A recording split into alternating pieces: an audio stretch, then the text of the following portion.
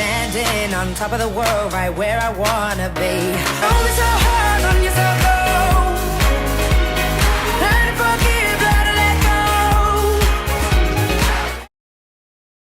Hey everyone, it's Tiff. What is freaking up, you guys? So in today's video, I'm like really excited because I am doing a video that is so highly requested from you guys that I couldn't not do it, because if I didn't do it, that would mean I'm ignoring you guys, and I don't want you guys to think that I'm ignoring you guys. So in today's video, I'm showing you guys how I film my videos, how I edit my videos, and what camera equipment I use. It's getting really bright. I should turn it down.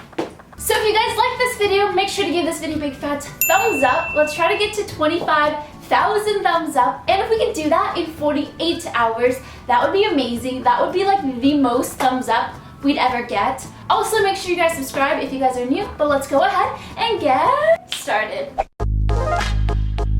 Okay, so the number one question I always get asked is what camera equipment I use. So the first thing I use is a Canon 70D. This thing is pretty expensive and you don't have to invest in it, but if you do get a DSLR, the two things I suggest getting is one that has a pop-out display, and two, it autofocuses really quickly, because those will help you out so much in the long run. So with the Canon 70D, I also use the Sigma 30mm 1.4 f lens. It makes everything look super Tumblr because the background of your videos is super blurry, but it's honestly so worth the money. So this thing is the Lang P4 stabilizer. It's honestly not that necessary. I think I've used it a total of 2 times and I've had it for over a year. Just in case you guys don't know what stabilizers are for, they're for getting really good smooth shots. But if you don't have one, you honestly don't need one. So the next thing I use is an Amazon Basics tripod. Honestly, this thing is like $20. It does the job, so I like it, and it's cheap.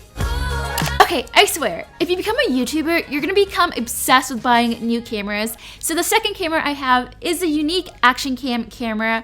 This camera is awesome because it has a built-in stabilizer. The only bad thing about it though is that it has really bad lighting. So after I filmed everything, I had to color correct like crazy. So the last camera I use is a Canon G7X camera. I use this for vlogging only, so if you guys aren't following me on my vlog channel, make sure you guys do. So I don't think it's totally necessary to splurge on a lot of things as a YouTuber, but splurging on your computer is something that you should definitely do. I personally have a relationship with my Mac. I'm on it like 15-16 hours a day editing, so I want it to be the best thing it can be. And then for my editing software, I use Final Cut Pro X, but honestly you can use iMovie. I know a ton of YouTubers still use iMovie and it works pretty well. And then last but not least, I use the Blue Yeti microphone for my voiceovers.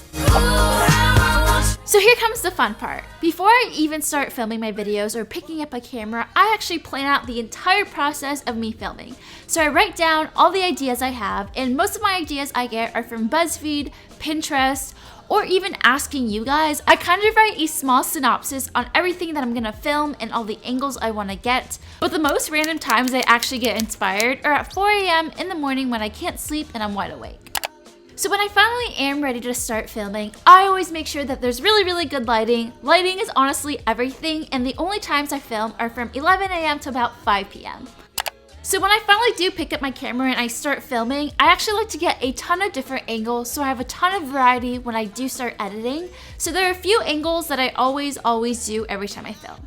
So this is the vertical pan. I just go up and down.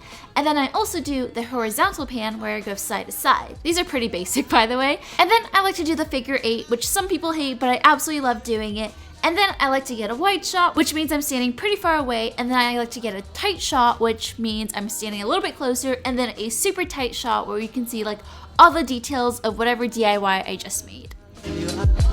So a ton of you guys probably aren't curious about what camera settings I have my cameras on. 85% of the time, whenever I'm indoor, I'm using picture style neutral with white balance fluorescent. I like the bluish hue. I hate having a ton of yellow. And then whenever I'm outside, which is like 15% of the time, I use picture style landscape with white balance at automatic. I always change the settings I'm filming at because that way it gives me less work when I'm editing. And And speaking of editing, here's the fun part of how I make my videos. So the first thing I always like to do is color correct. Every single time I have any sort of video, I color correct it, and it's really easy to do in Final Cut Pro. Final Cut Pro already has some presets for you. I don't like any of these, so I actually do it myself. And all I do is I like to make the exposure a little bit higher, saturation a little bit higher, and then I go inside color and I make the highlights less yellow or orangish, and this is kind of what it looks like. The left side is corrected and the right side is not corrected.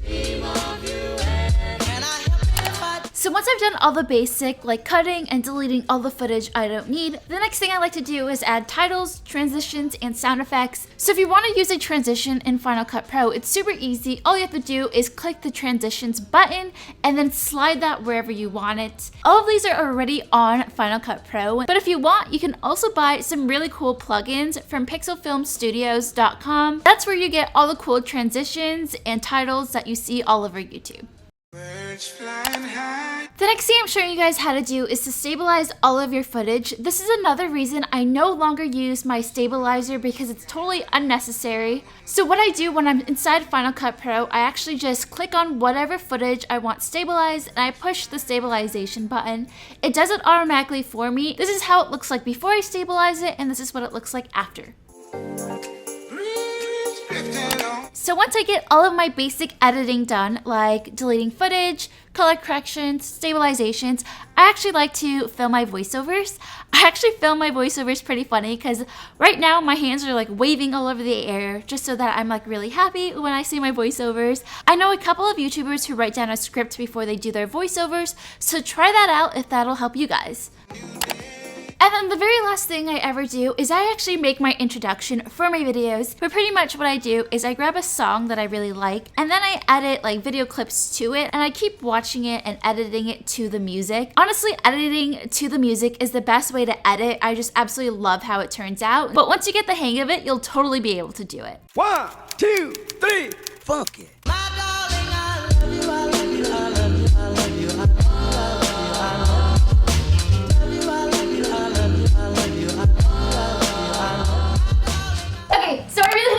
That video. I am so excited about this video. Hopefully I explained everything well enough, and if you guys want to see more videos like this, make sure to give me your thumbs.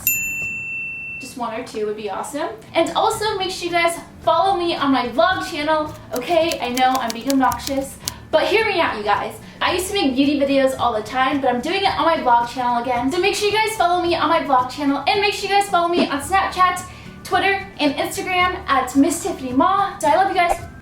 Bye! Sorry for the weird lighting.